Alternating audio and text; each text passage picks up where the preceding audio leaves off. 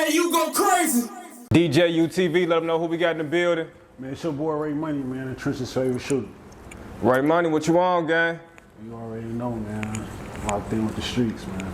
Now let us know who you got on the couch with you. Man, I got my squad, man. Team R&B, man. I got my boy TD with the shot, Blue Visuals, AML Visuals, and Done by Models. Gang, welcome to DJUTV, man. Pleasure to have y'all here tonight. For sure, man. I fuck with you hard. So, I had got a call from one of my little homies. Shout out to the film giants, right? They be doing their thing. Sure. And they like, he told me like, man, you need to get some cameramen. You need to get some cameramen on the couch. And I'm like, all right. You know, and I sat and thought about it. I damn need to get in tune with Rayy Moneyyy, you know? Folks been doing his thing in Chicago for a while, you know? And it's a lot that comes with, you know, shooting videos in Chicago. So I want you to break that down for us tonight, you know?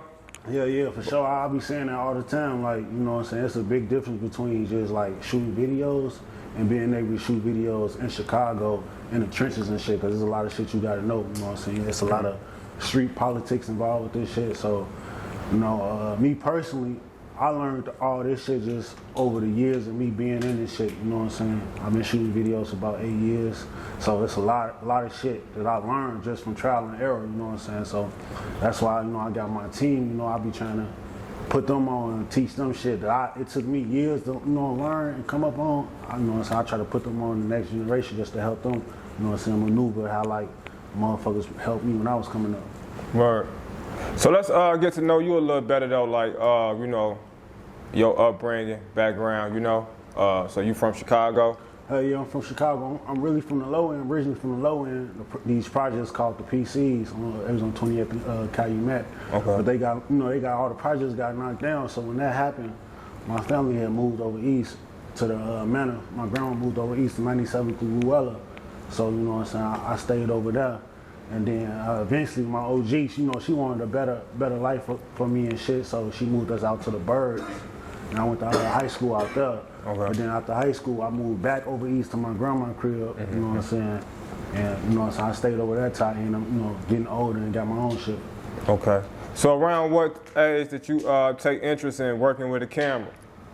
I ain't gonna lie, bro, I never grew up wanting to be a cameraman or nothing like that, you feel me? Like, even in high school, like, I had digital photography, and I didn't even pay attention to that class, and that's why I be finding it so crazy that I ended up doing the camera shit. Because when I was in high school, I had a camera class, and I didn't pay attention to it. So I ended up doing the camera shit like around like 2014, because I had like, at the time I had a close relationship with Tink, the artist, the singer, you know what I'm saying? And me and her was cool or whatever, we was friends, so I used to always be at her video shoots, because I used to promote her music back then, because that's what I was known for, like promoting Tink music. So I used to be all her video shoots with a Zay production. So like I kind of seen how he did his thing, you know what I'm saying, firsthand. So I'm one of them people that when I want to do something, you know what I'm saying, I do it. So like around that time I was hustling, I ain't gonna lie, I was scamming around that time and shit. So like that's how I ended up getting a computer and shit. Like, you know what I'm saying, I bought a computer off Craigslist, a used computer, and then I ended up buying a camera, and then I'm like, shit, I shoot videos now. I started hitting up everybody I knew that rap, like, man, let's shoot, you know what I'm saying? Not even, I don't know, trying to get paid shit, but just on, let me get some work out, man, I need to get my name out here type shit. Okay. So you say Zay inspired you to want to be a cameraman? I ain't gonna lie, it was between Zay and D Gaines, because at the time, around that time, them was the two top cameraman that was, you know what I'm saying, putting work out. Right. I mean, D Gaines was really the first one that I seen do it, but when Zay came out and started, you know, shooting and shit, and then I actually started being around him and seeing him firsthand, yeah, like he was like, I ain't gonna lie, he was like the cameraman I looked up to, and that I based the blueprint of my career off of him and how he did his shit and how he branded himself. So I'm like, this how I'm gonna do it, and I just spent it off and made it my own shit. Okay. So that's where my shooting style came from, like, you know, a Zay production. Okay, that's what's up. So just one more thing about that. What was it about, you know, actually being a videographer that caught your interest? Well, around that time, I had my little clothing line thing going on. I used to have these shirts in the city that said "Love No Thought, Trust No Op" on the back, and that shit was going crazy. Like, I had them in the store on 87 exclusive. I was getting orders all around the world and shit. And I was doing that for a while, and it was really successful. But it was like when I started fucking around with the camera shit, it was like, all right, this is a new it was a new thing for me. Like, it was something I fell in love with. I fell in love with the art of doing it, you feel me? Because at the time, it wasn't about the money, you feel me? I was just, man, it's something new. So when I started shooting videos, I kind of drifted off from the clothing line shit, and I stopped doing that entirely when I took off with the videos. Okay. So I just wanted to do it, and you know, I just made it happen. Okay. Now tell us about the Love No Thought, Trust No Op. I remember that T-shirt. It had something with like part of your design had like a heart in it. Hey, bro, hell yeah! I actually made that when I was in. I came up with that when I had went to college out in SIUC, and you know what I'm saying. At the time, I was just a broke college student. You know what I'm saying. In my dorm, high as hell, and I don't know why something came across me like, man, I want to make a shirt. So I just went on Google and started going on looking at websites where you can make a shirt, and I came up on customink.com. So I went to Custom Ink, and I just, you know, just sitting there, I don't know what in my mind why I came up with that phrase, but I was just like, man, love no thought. I put the design together, and then I end up showing a couple of my roommates and shit, and they fuck with it. So when I end up leaving college, because, you know, I ain't graduate, I stopped going to class and shit, I end up leaving. So I'm like, man, I need something to do. So I had asked my OG to like give me like $300 so I could grab like 12 shirts, you feel me? I grabbed 12 shirts and flipped that, and them bitches just started moving and going crazy. For sure. Now at that time, did you ever have any like a conflict of interest with the design that said "I love loud"? Nah, I'm glad you said it, because now that you say that, I'm gonna get them their props, because I can honestly say that "I Love Loud" was kind of what inspired me to come up with the love with the heart and shit. But nah, it was all love, because I ain't gonna lie, I was the first person to, like, around that time, like early 2013, this is when the word thought first came out. So I was the first person to capitalize off that word and put it on the shirt.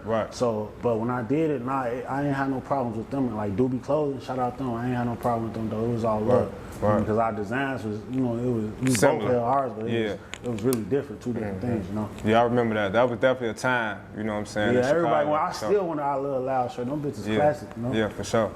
So tell us, who was so was Tink the first artist that you worked with?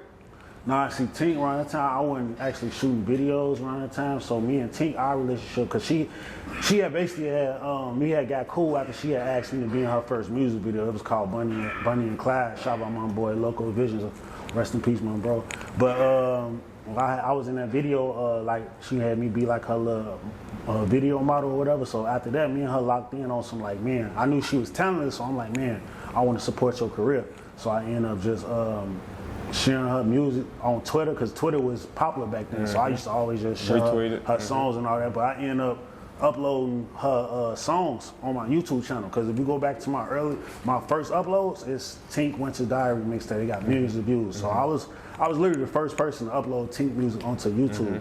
So me and her relationship was based off me just supporting her career and, you know what I'm saying, promoting her and shit like that. So I didn't actually work with her. Right.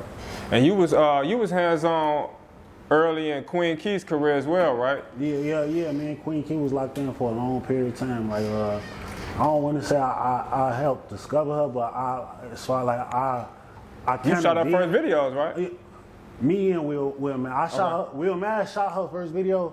I'm gonna give it him. Who shot Baked as a Pie? I shot that. Okay. But I'm saying Will Man shot her first video, and I shot a video right after that. But I dropped the video first. So like he shot a video for her, then I shot a video for her. But I dropped basically her first music video. Right. But yeah, I had discovered her on Twitter one day. I was on Twitter, and then I'm looking on Twitter. Then I came across this tweet. It was her rapping a song in the car. You feel me? And it had like 200 retweets or some shit like that. I'm like, man, who is it? Around this time, I was looking for an artist to lock in. I'm like, who is this? So I think I ended up DMing her, hitting her up, and then we ended up shooting that first video, and then shit, it just went on like that. But I ain't gonna lie, in my career, bro, I was locked in with like throughout time, I was locked in with different people, like, you know what I'm saying? Right. Well, we had our own wave going on. Right. Who were some other artists? Me and Tay 600. We was locked in for a long period of time. You feel me? We did. Actually, Tay, I got my first million views with Tay. I give him Tay that, like, with that freestyle. I got my first million views with him. Me and Katie got Benz, was locked in for a period of time. I got my first World Star placement with her. You know what I'm saying? Me and her was locked in with like 4, 5, 6 videos. Famous Dex, me and Famous Dex was locked in for a period of time early on in his career. He got his first 100,000 views with me. That Trap Me remix. Who else I was locked in with? Me and 600 Breezy, we was locked in. Man, a lot of motherfuckers, bro. I literally have to go on my channel and look, man, because I done work with a little bit of everybody from every side, every gang, out west, just everywhere, bro. So out of all the people you done worked with, who would you say is your favorite to work with? Like you like working with them?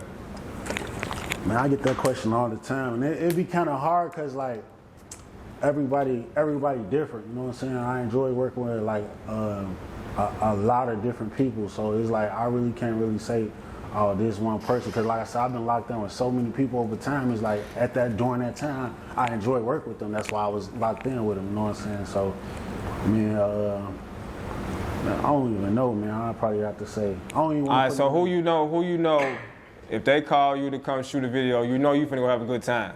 You know you ain't got no worries. The bread gonna be there. Nigga, if you need some weed, some food, some water, they take care of the cameraman. Well, a lot of it be like that with everybody. I be locked in, but I say maybe 757 BA. That's my boy. BA super locked in. Right. That's what's up. That's what's up. So you know the situation that you're most known for is, you know, shooting somebody that tried to rob you. You know, and obviously having to do with some other, you know, Chicago, you know, public figure. Tell us about. Let's talk about the first time you got robbed, because I was doing my research earlier, and it blew my mind to know that the nigga came back and tried to rob you twice. The same person. Right. Yeah. So tell us about the first time before we get to the second time. Yeah. Shit. I was like early 2015. You know what I'm saying? Early on in my career. I had, this is back when I was still like working by myself and shit, so you know what I'm saying, I didn't really know everything as far as like how to move how I should have been at that time. So I went to a video shoot like late at night, 71st of Yale. Somebody called you to come shoot? Yeah, somebody called me basically around that time. When they hit me up, they was just on some, man, we got your number from so-and-so, and around that time I wasn't verifying people, like calling them like, man, you know what I'm saying, who is this? Did you give them my number? I wasn't doing it, which was a mistake at the time. So you didn't know these people? No, I didn't know them. Okay. So when that happened, I just went over there, no deposit, nothing, just, you know what I'm saying, pulled up, you know what I'm saying? And shit, they pulled up pipe and shit. Like instantly? Like as soon as you got there type Hell no, it was basically like shit, I pulled up, and I pulled up, dude who I came to shoot the video for came out. Like, he had like 3 dudes with him, and they like, man, we need help. I'm like, shit, yeah, cool, yeah, you know what I'm saying? Come on. I'm thinking they really trying to help me. They sure. Grab my shit, take me to the back and shit. Then once we get back there, then eventually a nigga up at 30, you feel me? And as soon as he up 30, you know, all the niggas basically get to rob me, you know, running my pockets all day. You know, I'm by myself, you know what I'm saying? It's 10 niggas, backyard, dark. What can I do? Nothing. You know, I ain't had no gun at the time, nothing, you know. So basically, shit, they robbed me for everything, took my car, everything, you know what I'm saying? So that was really like, I want to say like a turning point in my life, you feel me? Like around that time, I really wasn't like, I wasn't like really didn't have too many problems in the streets, you know what I'm saying? Like, I could go anywhere I wanted to do, you know what I'm saying? I really wasn't worried about video shoots that much because I never had nothing happen to me. So after that point, you know what I'm saying, that shit kind of changed me, made me more cold-hearted and shit. Like, you know, I never wanted to be a victim again, you know what I'm saying? I never wanted to be on the other end of that barrel and not knowing, like, is they finna kill me, who it is, or not being able to defend myself. So at that point, that's when I started, like, moving around with a gun and started going to, I eventually got my gun card from that situation. Like, man, I need to legally be able to protect myself. So I got my gun card, started going to the gun range, started practicing, you know what I'm saying, drawing from the waist, and just being able to be prepared for the next time where I may have to defend my life. You know? Right. And the next time end up being with the same person. Yeah, for sure. That's crazy, bro. Yeah. Like, that's crazy. Hey, my life really a crazy story, for real. So like I'm saying, like, what are the odds of that, right? So now this time, you was ready, you was prepared for him, and you know, it ended tragically. You see what I'm saying? So where did your mind go from there? Like, you know, I can only imagine the paranoia. Like, did you feel like niggas like literally out for you at that time or something? Hell yeah, when I first got out the hospital, bro, I used to be so paranoid. Like, in the cars, like I used to be cars pull up on the side. Like I used to be like my paranoia was so high. Cause like the first week I got out, first thing I did, like still on crutches, I'm weak as hell. When I got shot, I was 185. When I got out the hospital, I was 160. It took me 2 weeks to learn how to walk. So when I got out the hospital, I'm on crutches, weak as hell.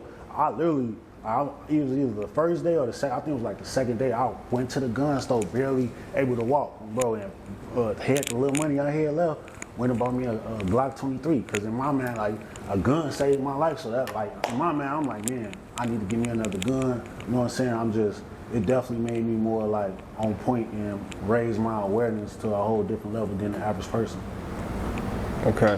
And I don't mean to go back, but I am still stuck on the part in which we're talking about the same person, right? Because the part that I skipped was how did that happen the second time? Like how, you know, right? What was that situation? Was it the same people? I mean, to this day, I'm like pretty sure it was, because at that moment when the person did come out, I kind of did recognize him from that first time, because like that first time, like I said, it was multiple guys, so it was hard for me to really remember each one of their faces. But I always told myself at the time, like, man, I'll never forget the face of the nigga who had the gun, you know. So when he came out, it kind of like it was like a real shock, like, right. Damn, like, you know. So yeah, it was the same person, but I don't know how it was like, how that shit re-happened. Like, I don't know. I'm assuming they just, you know what I'm saying, felt like, I mean, it happened, we got them once, we can get them again, you know? That's crazy. That's crazy, bro. So where did you go from there as far as your career? I mean... See, after that situation, that kind of fucked me up for a long period of time, because I ended up having to get my stomach cut open and a whole bunch of shit, so I was on bed rest for like, for like 3-4 months, you feel me? So around that time, it's like 2017, you know, I'm sitting in the crib, I'm seeing Locker Fumes, I'm seeing Cole Bennett, I'm seeing all these other cameramen that I came up with going further in their career, and I'm just in the bed, like, you know what I'm saying, every day watching YouTube, I can't do shit. So it's like, I got into a real depressed moment in my life where it's like, I realized that year, I stopped caring about shooting videos, and I got back to what I was doing in the streets before then, you know what I'm saying, so to make money, because I wasn't shooting. So like, that whole year, I think I probably shot like 10 videos, if that, after I healed, but right. It took me a long period of time from like 2017, 2018 I started getting back, 2019 I started heating back up, you know, me and Timo ended up linking up, and we did our thing, you know what I'm saying, so it took me years to really get back to this point where, you know what I'm saying, I'm just almost, you know, back normal. Okay. So out of all the work you've done, you know, with Rayy Moneyyy visuals, which video is your biggest to this date? You know? Well, right now, if you go on my channel, and you know what I'm saying, you look at my channel, my biggest, highest video is me and Timo kill switch. Okay. I got like 4 million views. Okay. But if you look, bro, and this the special thing I feel like that's special with me is because like 4 million views, not really a lot of views for one video when, you know, there's other cameramen that be locked in with other people that be getting hundreds of millions of views. But like, my thing is, if you go on my channel and look, I got millions of views with different artists, not just like one artist where you be locked in with that one artist and they consistently shoot with him and they get millions of views, but I got millions of views from multiple artists on my channel, you know what I'm saying? 1 million here, 2 million here, 3 million, and they all different artists. So I feel like that's the different thing with me. I got millions of views with different artists, not just one artist that I was locked in with, you know what I'm saying? And even outside of the millions of views, I got people with 200, a lot of videos with 200,000, 100,000. A lot of people got their first 100,000 views with me, their first million views with me. So, you know, that's what really make me different. Word. Now, most recently, we saw that you took a trip to Egypt with No Limit Kyro. Can you tell us about that experience? Yeah, me and my boy AMF right here, man. This really was the man behind the whole thing. Like, my thing of going was really was because like, I've been wanting to go to Egypt my whole life, you know what I'm saying? And this man right here kept bugging me, man, like, let's go. And then, I don't know, you tell them how you came up with the Kyro coming. So we originally just planned to go, us two and a couple of my cousins. My little brother was coming too. We were just going to Egypt for fun, really. One of my cousins was getting married out there, so I was like, let's go have some fun out there, go to the wedding, check it out. And then like 2 weeks before we were supposed to leave for Egypt, I just thought in my head like, damn, it'll go viral if Kyro come with us. And at this point, I didn't know Kyro, but I was cool with a couple of his guys like Pharaoh and Wiz. And I was like, man, I'm finna hit them and see if Kyro come with me to Egypt, because that should have go viral. I already know it's gonna go viral on Facebook, Instagram, everybody gonna be talking about it. Right. And I'm gonna get a vlog out of it. So I hit up Kyro. At first he wasn't really feeling the idea, but he hit me like a week before the flight. Like, yeah, let's go to Egypt. And so we booked the flight. I booked the flight for him. I told Rayy what was gonna happen. We're gonna go to Egypt through Kyro and some of the ideas I had for the vlogs. Right. And it came out to be a good trip so far. Like, honestly, I liked it. That's what's up. The food, terrible. I ain't gonna lie though, when he first told me, like, man, I want Kyro to come, man. Kyro ain't finna come to no damn Egypt with us, man. So you was already going, right? Like, yeah, we was already going, and when he told me about it, I'm thinking, like, I really doubted the idea. Like, I mean, folks not gonna come to Egypt. Why would we come to Egypt? But, yeah, shit. Oh, he ended up, he really, last minute, he really did hit us up back, like, man, he gonna come. So I'm like, I still ain't believe it, because I'm like, man, I have to see folks at the airport to really believe he can come. But shit, he really came, bro. Yeah. So tell us what it was like out there. Like, how long was the flight? How long did y'all stay? You know, just tell us everything about the whole trip. A flight, we had to catch a flight from O'Hare to Jordan, and that was like, I want to say that was like 8 hours. 11, okay, yeah. That shit was like 11 hours, you know what I'm saying? So it was a long ass flight. Y'all had to pop a Zam for that flight? Man, I don't know what. I was just tired, man. I was out the night before, man. And I didn't go to sleep. So when you guys see me in that video, I was knocked out. That's because I was just tired as hell, man. I know I had the flight, so I'm like, I'm gonna just stay up. But it was like 11 hours, and we caught a flight from O'Hare to Jordan, and then we got off at Jordan. Then we had to catch like what, an hour? It was 2 hours flight. It was like a 2-hour flight from Jordan to Egypt. Yeah, and then. So yeah, but Egypt itself, it's a beautiful country. Like, you know what I'm saying. As far as seeing all the pyramids and, you know, the mummies and stuff like that is beautiful. But the people, I fuck with the people of Egypt, but you know what I'm saying, they like beggars in a sense, like, cause they, you know, they really just want money. That's all they want out of you. You know what I'm saying, is, you know, for you to get them money. You know what I'm saying? But outside of that, I still, you know what I'm saying, it's still a lot of nice people out there too, you know what I'm saying? But it was a great experience though, for sure. Right. You ain't get Kyro to shoot no music video or nothing? Man, folks don't rap, man. I told him, I tried to tell him, though, man, come on, man. You know that, go crazy, man, make a song. But nah, folks don't rap, man. I really came out there for the country, but at the same time, I just wanted bro to get the content with him. I ain't really care about as far as me getting anything, nothing like that. That's why I ain't pulled my camera out to try to get a vlog or nothing, because like I said, I wanted bro to get the content with him. For sure. If you straight on the camera out there, like if you pull out a camera, security gonna yell at you. It's almost like it's illegal to record on the camera. So most of the vlogs was off the phone. Right. Like I think I vlogged off the camera from O'Hare to Jordan, and then once we got to Jordan, they started yelling at me and stuff. So I just vlogged off the phone from there. That's what's up. That's what's up. Yes, it was definitely a viral moment. You know, we had interviewed him right before he went. And he was telling us that he was going, but we didn't think he was going. You feel me? He was playing too much. Yeah, we thought he was lying. So, shit, he called me when y'all got out there. I'm damn, you really out there? So I just watched all the snaps, you know what I'm saying? Watched all the vlogs.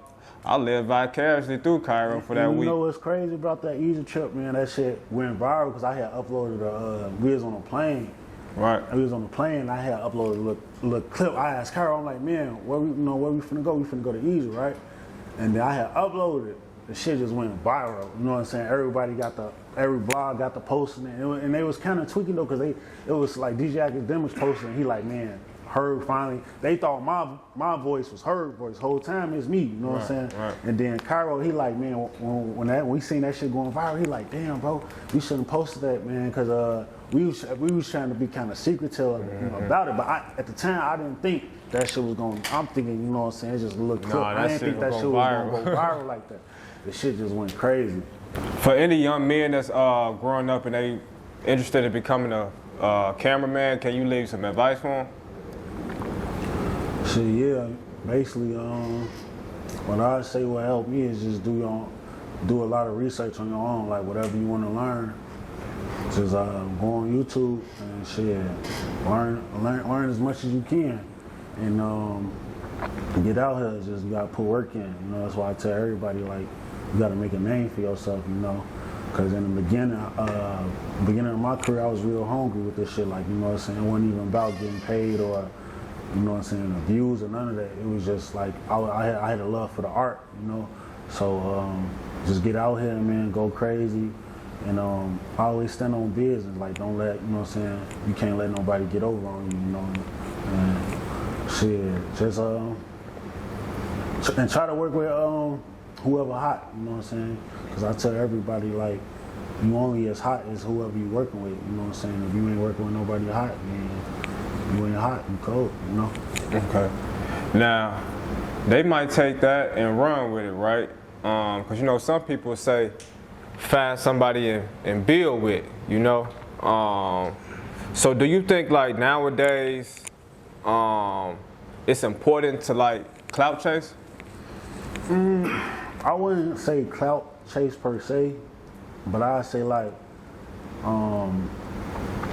it's important to shoot hot songs, you know what I'm saying? Like if you shoot bogus songs, then you know what I'm saying, you're not gonna really get nowhere with this shit. Like you gotta shoot, because most of the time the hot songs is what's gonna bring the clout, because people fuck with what's hot, you know what I'm saying? So you just gotta, shit, like I said, you gotta shoot shit that's gonna get you noticed, you know, and make other people want to work with you. For sure, for sure. What are some things that upcoming cameramen should be aware of, right? Because you've been through it all, you know, as a cameraman. What's some things that you know, keep a heads up about?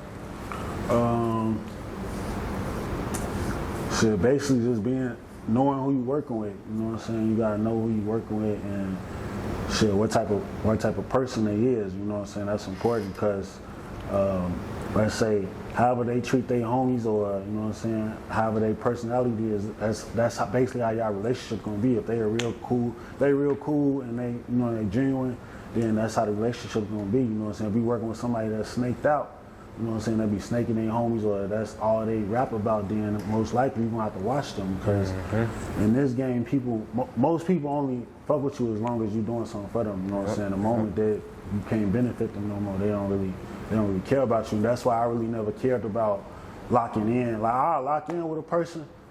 Like I said, I've been locking with people my whole career, but I never locked in with a person to the point where it's like, I'm their cameraman. Like, people call me their cameraman, but you will never see me say like, oh, I'm their cameraman, because I know, like, I done seen this shit happen so many times. Like, you know what I'm saying, people love you in the beginning, they love to work with you, you know what I'm saying, because you're doing something for them, but once they get to the point where they get that certain clout where they don't need you no more, you know what I'm saying, 90% of the time, they gonna move on. So I always tell, like, cameramen, like, don't base your career off one artist. Rock with that artist, but build your own brand, because me personally, I know it's a statistic that most hot rappers' careers only last 2 years, you know what I'm saying?